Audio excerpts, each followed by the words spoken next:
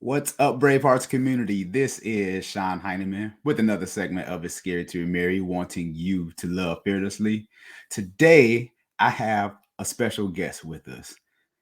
This young man today, I've been listening to his podcast for years. I think maybe 2017, 2018, something like that. Been listening for a while. I love when he does the album reviews, like the 30 years later, and oh my god, it just brings back so many memories. And then after he does the review, I go and listen to the albums. So I'm just like listening to all this music because he just did all these album reviews. I've been listening so long, I feel like I know him personally. He is a graduate of South Carolina State. He's a husband, father, podcaster, sports junkie, and hip hop head. On Twitter, he also uses the term hashtag lemon booty when the team sucks, which I find hilarious. And now I'm jocking it and I'm using it on Twitter. I think it's hilarious. Bravehearts community, let's show some love to 12 Kyle. How you doing, sir? Man, Sean, thanks for having me on, man. This is fun. I've been waiting on this one for a minute, man, and been listening to you for a long time. And you know, it's funny, man. When I started thinking about it, I'm not even sure when I started listening to your podcast, because you were on and then you left and you came back. And I want to say I heard you before you left, and then you came back, and it was like you never left. You know what I'm saying? And I liked one of the things that I really liked about your podcast. I think I told you this before, but I'll tell everybody on air. I liked particularly how you were able to put so much information into a podcast and condense it into like a 10 minute segment. Like I couldn't do that. I'm a talker, I'm from the South, and my family, we just a bunch of talkers. So, me sitting down I would have to seriously sit down and say, okay, Kyle, you got 6 minutes. Start, stop, like, cause I can't do it, but you get no matter what the topic is, and especially when you're talking about relationships and family or just personal stuff, it's hard to condense a whole bunch of information into a short time capsule. So I think that one takes a lot of skill first and foremost. And then I don't know if you have a clock or a timer or something saying, okay, Sean, wrap it up. To be able to do that and put it in a short span of time, man, is something that a lot of people, myself included, can't do. So that's a talent, man. But I'm glad to be on, man. Glad to be on. I appreciate it. And I was happy when I got the invitation. So Yeah, man, for sure. Shout out to Doug at the Struggle Play podcast, because he said, y'all old men need to get together and make it work. And I was just like, okay. no doubt. Shout out to Doug, man. The young buck. Yeah, right. For sure. For sure. Today, we're going to discuss love in hip hop. Are you tired of dating the same person, just different faces? Are you tired of people wasting your time in this whole dating process? Do you desire to marry one day? I created this 5-part video series entitled Dating Intentionally 5 Ways to Know They Are the One for You. You can get it now in the comment section below. You will see it is 5, the number 5, ways to know podia.com. I created this 5-part video series with you in mind. Now let's get back into today's podcast episode. When I sent you this in the inbox, and you were like cracking up, like, because I told you, I said we're gonna discuss love and hip hop, but not like love and hip hop. Right. Yeah, when you said love and hip hop, I was like, I hope he ain't talking about the reality show Love and Hip Hop, because I don't know nothing about that show other than the fact that it comes on. Yeah, right. I was like, no, man, doubt. We'll be two gossiping men. Right. For sure. Man, when did you first fall in love with hip hop? What was the first song that you heard that you was like, I'm with this? Right. That's a great question, man. And I think you referred to me earlier as hip hop head. I think all of us hip hop heads, I know you're a hip hop head as well. I think all of us kind of remember those first moments, particularly if you're of our generation, because, and for those of you listening, Sean and I are seasoned, if you will. Yeah. We got a little gray, Sean got a little gray in his face, and I'm slightly older than Sean. So I will be celebrating my 50th birthday at the end of this calendar year. So really? Yes, turning 50, bro. Turning 50. I know I don't look 50. I didn't know that, because I'll be 45 next month. Wow. So wow. See, and well, you know what it is, man, too? You can tell we've lived pretty good lives because our age don't look at, now I'm sure you know, and I know some people who are younger than us and they look way older than us. So, God. time hasn't, yeah, whatever it was, time hasn't been friendly to them. Um, but yeah, so we're still from the same generation. So Mhm. we're of that pre-internet generation, and we were probably the last generation to be outside and be around without the internet. So how music came to us was different. So I said all that to say this. I think there were 2 points for me when I fell in love with hip hop. The first point was around 84, 85. Mhm. It coincided with Run DMC. Run DMC, man. I mean, I think they're the greatest hip hop group of all time, but I think hearing sucker MCs for the first time and then seeing their videos, um, it changed. Like those dudes literally were superheroes. Like Yep. you wanted to look like them, you wanted to walk like them, you wanted to talk like them, you wanted to dress like them. The girls wanted to get with them. I mean, like they were larger than life. And again, without the internet, I don't know in '84. I don't know to even right now. I know Run is older than us, obviously, Yeah. and so is DMC, and rest in peace to Jam Master Jay. But I don't know how old they were. They just had this look, and they were the definition of cool. So when I heard Sucker MCs, everything changed because if you think about how hip hop was at that particular time, everything was hip hop. It Mhm. wasn't like, it was more like it was a fun rap, if you will. Curtis Blow, he definitely paved the way for Run DMC. But when you think about Sugar Hill Gang, and shout out to Grandmaster Caz, uh, you know, Grandmaster Flash, Furious Five, all those who precede Run DMC, they were Mhm. great in their own right. But what happened was Run DMC just kind of the level was here, and Run DMC took it here, and Yes. so everything changed. And like I said, once I heard Sucker MCs, I was just like, I literally hip hop or rap because we were that old. They called it Yeah, rap right? back then. Rap for me point became like a drug. Like it was something that we had to have. I grew up in a little small town, Florence, South Carolina. So it wasn't like I grew up in Brooklyn or, Mhm. someplace where I had an overabundance of, music coming to me. And how we got music was totally different anyway. Mhm. So that was the first time I fell in love with hip hop. And the second time I fell in love was 1987, Mhm. when Eric B and Rakim dropped Paid in Full.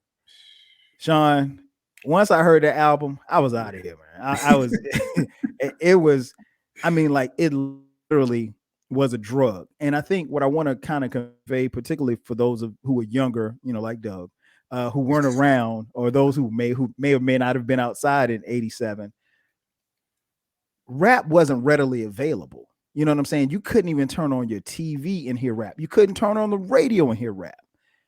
So how we got the music was different. So once we got our hands on it, it was like, oh snap, I got Mhm. rap over here. Let me hold Yep. it over here.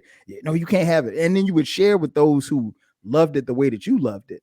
Mhm. But for the most part, it was something that, the rap heads we kept to ourselves and we wanted and loved. And but nah, man, once I heard Paid in Full, Rakim was he was, and I still think, I mean, there's a reason why we call him the God MC, Yep. because he literally is. And but once I heard that, I was done. I literally was trying to get my hands on as much music as I could for free because I Mhm. ain't Yeah, had no right? money. I was a teenager in '87, Mhm. but yeah, man, that's when I those two times hearing Run DMC, Sucker MCs in particular, and then hearing uh Paid in Full. Well, I think what the first song was My Melody. My Once I melody. heard My Melody, I was done. It was I was in love, and I've been in love ever since. Yeah. Did you go buy the blank tapes and try to dub your Oh, little no mixtapes? question. No question. Because here's the thing, like I said, the way music came to us was different. So, like, I had a neighbor who lived one house down the street from me, and he had a cousin that lived in New York City. And his Mhm. cousin would come back and forth from Florence to New York. And when he would come, he'd bring tapes. And so that's how we got on to Run DMC. And then I think I eventually saw a video, but it wasn't like you could call up to the local radio station and say, hey, can I hear sucker MCs. You know, they were playing Shirley Murdoch and Al Jarreau and everybody else. They weren't trying to play the Barkays. They weren't trying to play no rap. And Right. if you did get rap, you might get rap on a Saturday night. Hmm. Between like 12 and 2, the hours that a kid like kids like us probably were asleep. So but when we got it, and we held on to it and we cherished. But yeah, to answer your question, yeah, I got a bunch of blank tapes, and anything and everything I could get a dub of, I got a dub of for real. Man, Dubbin was my joint, man. Oh my God, I was the recording king. It got to the point, Kyle, where when I was in high school, I was making tapes and I was Wow. making mixtapes. Okay. And my friends, like I would have the New Source magazine and I would have my mixtapes. So everybody in high school basically knew me as that, like, hey man, can you record this for me? Can you record that for me? So I would make the I should have been charging them money. That's what I should have That been was gonna be doing. my next question. Were you getting some money out of it? No, I was doing it for I guess in today's terms with social media, I was doing it for the social status. Mm-hmm. Mm-hmm. I was doing it for the likes, if you will. Of course, of course. Yeah, so that was my status in high school, was being the hip hop guy, because I knew all the information, because I would read my Source magazine and then I would make you a mixtape and I give you a whole breakdown. So yeah, Wow. we going down memory lane, man. You really probably, I mean, if you think about it, you were podcasting then before you were really podcasting. Yeah, You were right. doing the production, putting everything together, just like you're doing now, just on a So smaller true. scale. Oh my God, yeah. If only I knew back then what I know now. No doubt. Do you and your wife have a song together that reminds you of when y'all first got together in a relationship? If so, what's the story behind it? Because for my wife and I, Mhm. we were dating online, we were talking, and ours was Location by Khaled or Khalid, send Mhm. me your location. So Mhm. that was our little joint. That was our little secret song, because we were just long distance, and every time it was just hot back in 2017. Right. So what about you and your wife? Do y'all have a song? We've got a couple. I think the first one that jumps out is, and I'm gonna take you back. The first one that jumps out is "One in a Million You" by Larry Graham. Now, of course, that's an older song that came out in the '80s. But Yeah. what had happened was, What happened? um, my wife and I met in college. We met at South Carolina State University, right? Mhm. So you remember back in the day when we had answer machines, right? So one day, I think I called her Mhm. and she didn't answer, and I had "One in a Million You" playing in the background. And I just started singing on a voicemail, man. And so like that just like became my thing. I got it playing in the background. I'm singing over Larry Graham. And that became like our little song. So I would sing it to her all the time. Um, what else? The Mary J. Blige album, My Life. Mhm. That album coincided with the time that we started dating seriously in Mhm. college. And there's a song on there. It's called "I Never Want to Live Without You." That's like our official song. Love that song. Um, that song, it goes, man. It even to this day, I get like goosebumps listening to it. Yeah. But the entire album, because it's interesting because she's a couple of years younger than me. So when she met me, I finally had my car on campus. So we used to ride around a lot. We used to really just get in the car and just ride and just talk. That was our thing, Mhm. just get in the car and ride. And we ain't really had a lot of places to go because South Carolina State is located in Orangeburg, South Carolina. And honestly, there's not a lot of stuff to do in Orangeburg. But we would get in a car, and Orangeburg is like in between the state capital of Columbia and Charleston. So, sometimes we get in a car, we ride to Columbia, sometimes we ride to Charleston, and we just get in a car and just talk. And it was always music involved. There was always music playing in the background. You know how like sometimes when you're dating a woman sometimes and you have to, I don't want to say have to, but a guy may change up the music that he listens to when he's in Mhm. the car as opposed to when his girl's in the car. Well, Of I course. never had that because my wife, she always took to the music that I was listening to. So she was kind of like, if you're into it, I want to see what it's about. And then Yeah. she was also a hip hop head. So when we got in the car, a lot of times it was Nas, it was Big. Like I didn't have to turn that stuff off. She knew the words and everything. It was Nas, it was Biggie, Snoop's album. Oh man, because my wife is she's from Compton, right? So Oh, okay. like when Makes Snoop sense. came out, Doggy Style got a lot of play in the car. Chronic, of course, like I said, Illmatic, Ready to Die, and we so a lot of those songs and stuff that we heard a lot of those hip hop songs in the '90s. It also reminds me of just us because not in one specific moment, but reminds me of us because it just reminds me of some of those car rides. Some of us just sitting around, just sometimes we were just sitting around just kicking it. But like I said, as far as the R&B side, One in a Million, You, the My Life album, Never Want to Live Without You is our song. But as far as hip hop is concerned, Biggie, Nas, and Snoop Yeah. Yeah. always brings back memories. That's what's up, man. So was that the car that you had? What was it? A Nissan Sentra on Dan Nissan Marino? Sentra. You remember. You remember. See, that's how you can tell Sean's been listening. Yeah, man. There's a light blue Nissan. It was Carolina blue Nissan Sentra, man. And it's funny because I remember one of the last things that my mom said when she gave me the keys to the car. She said, "Don't let nobody drive this car." And lo and behold, a couple of years later, my girl, I give her my keys, and she's driving in the car with some of her friends, and I think they were going to the store or something like. She turned this curve too quick, and she hit the The car. curb, and she broke the axle on the curb. I mean, on the wheel. And Mhm. so now I'm like, damn, it's gonna cost $300 to get it fixed. I can't call home and say, one, can I have $300? And then two, hey, I got it. There was an accident, and it was my girlfriend was driving. So man, Mhm. I hit somebody up, got some money, and got it done, man. And I just find it funny that after all these years, I still joke about this with my kids. I'm like, yeah, don't let nobody drive your car. I said, because your mama wrecked my car. She still owed me the $300. I Yeah, know it was that's the right. Nissan Oh my Sentra. It God. was that old Nissan Sentra. Oh my God. That is so funny. Yeah, I was listening to that episode. I think he was going out of town or something. Mm-hmm. You was doing something, but I was like cracking up because you kept saying sitting on Dan Marinos, and I Said was no just. damn Marinos, man. Are there any songs that drop gems like about what a healthy relationship is? Do you have any songs? I think when I think back to like again back to when we were coming up, Mhm. I'm a huge Stevie Wonder fan. So when I hear a song like Ribbon in the Sky, it just reminds me of just what I mean. If you listen to the words, he's not begging, he's not pleading, but he's speaking on his admiration for his woman. Mm, And that can go across any board from woman to man, from man to man, however get down.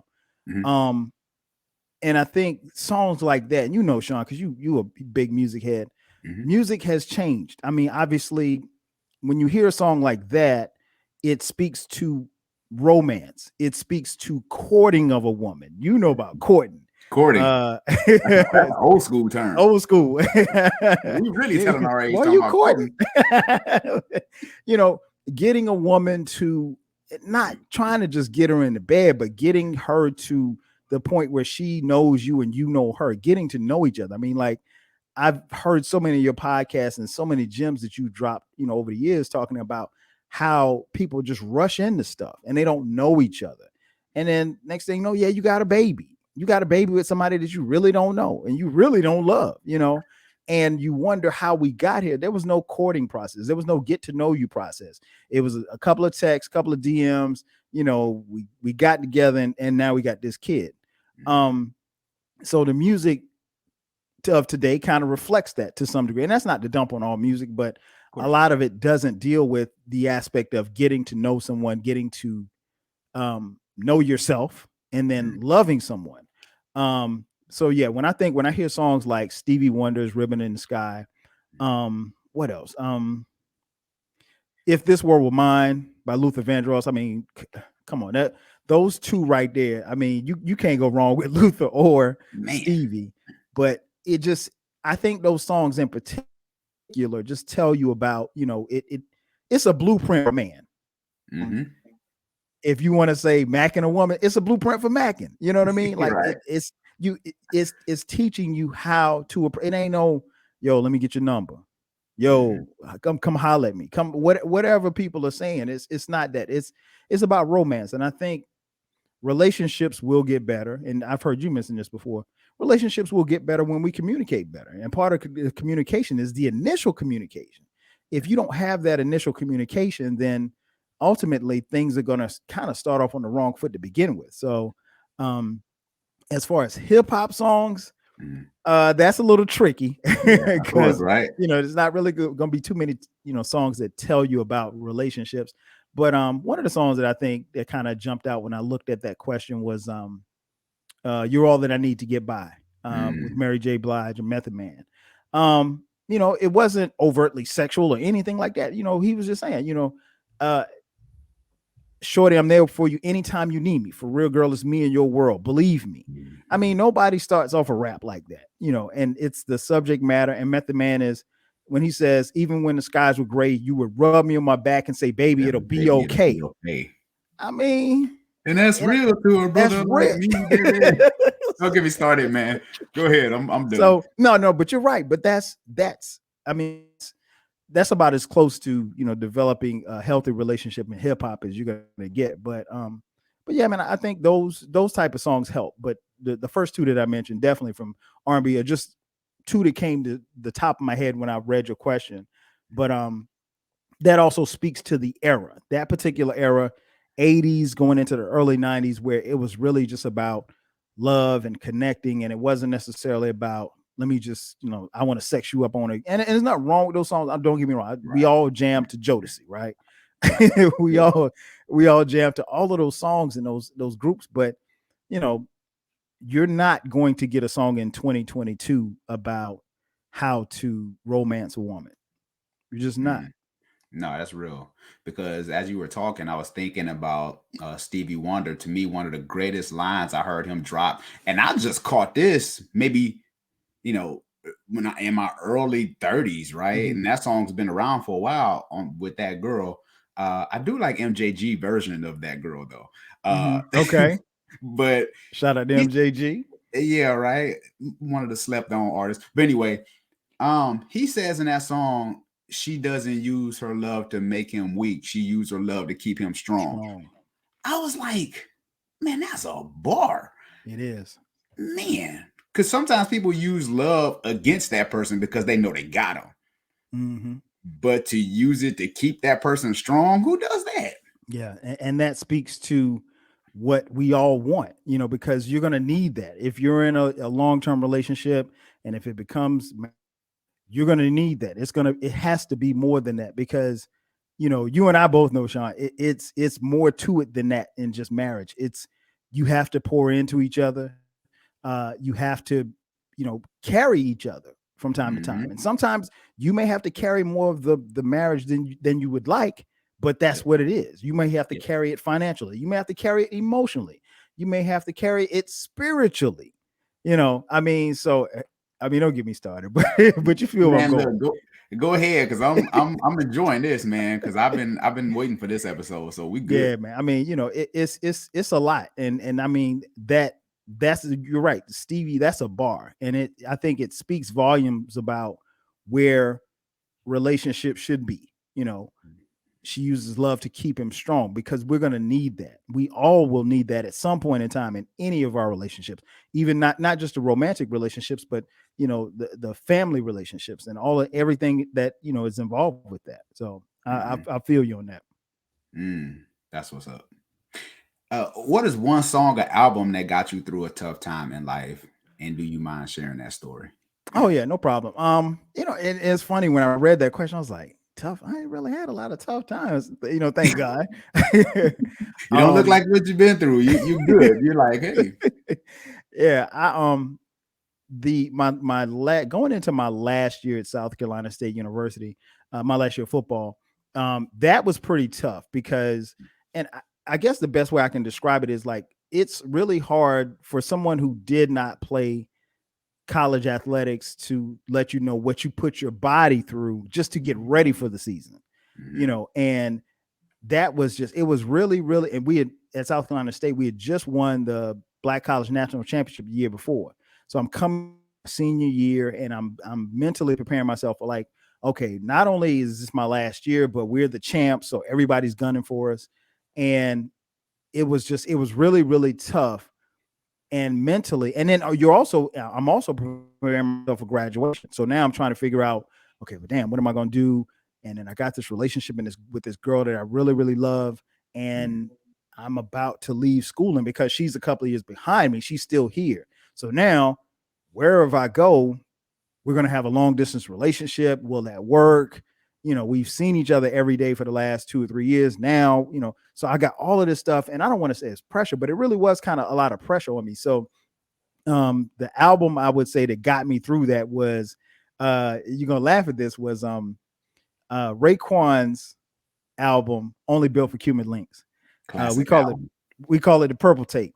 Man, listen, Sean, I played that out when the days that I didn't feel like working out, the days that my arms felt like they were gonna fall off, the days my hamstrings were burning. And I mean, in Orangeburg, South Carolina, I just want to give you all a picture. Orangeburg is like the middle of the state, but Orangeburg, weather-wise, is probably about 3 miles from the equator.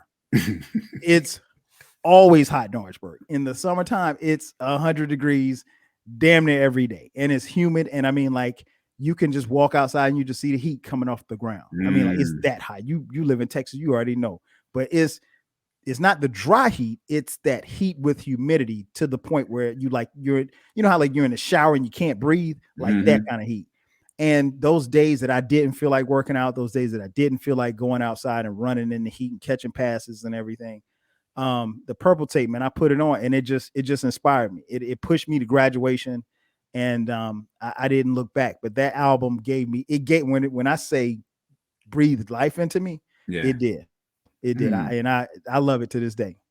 That's what's up, man. Because I think a lot of times when we ask about great albums and stuff, I think a lot of times it could be a great album, but it's more of a great album to you based on where you were in life.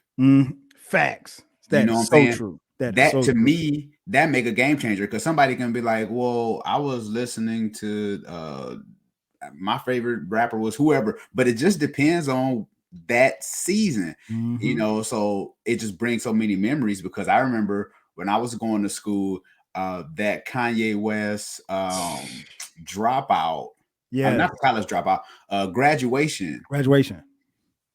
got me through some tough seasons because I'll Mm-hmm. be driving to school and I'm like, oh, I hate this class. And I was going to night class and stuff. Oh And wow.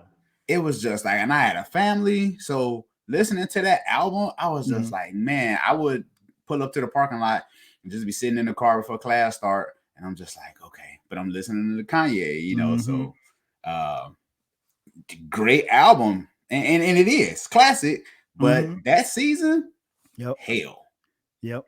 Yep. And see, in that instance, that album may mean more to you than the College Dropout, which I think is his best album. That's just my opinion. Mm, But a lot of people I found, even because I did a podcast late last year on with King Germ on Kanye's discography, just his first three albums, oh yeah, and repeat. his three-peat. And I got a lot of feedback. A lot of people said the same thing. Oh man, Graduation was the joint. It was the joint. I was like, yeah. I mean, it's a phenomenal album, but it didn't hit me the way College Dropout did. But like you said, think about it. If you're 14 or 15 years old, and that's the introduction to hip hop, yeah. And that's why those kids that were 14 or 15 years old, that might be 28, 29 years old now, that's why they love Kanye, and they not bothered by some of the dumb stuff he says, and Mm, him running with the former leader of the free world and all this other crazy stuff with his divorce and all this stuff like that. They remember that Kanye, they remember that album getting them through high school, or getting them through college, or getting them through a breakup. yep. And so I get it. I get it. It makes total sense. You hit the nail right on the head, bro. Hmm.